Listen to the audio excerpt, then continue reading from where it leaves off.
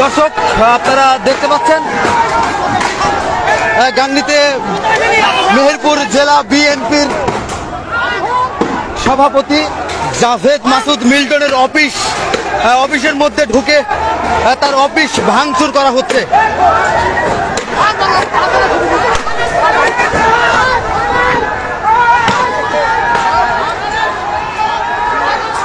দর্শক আবারও এই বাজার বাস স্ট্যান্ড দখল নিয়েছে আমজাদ হোসেন এবং বাবলুদের যে সকল লোকজন, তারা এই অফিস আবার এই বাজার বাস স্ট্যান্ডে দখল নিয়েছে। কিছুক্ষণ আগে কিন্তু মেহেরপুর জেলা বিএনপি সভাপতি জাভেদ মাসুদ মিল্টনের কর্মী সমর্থকদের দখলে ছিল এই অফিসটি।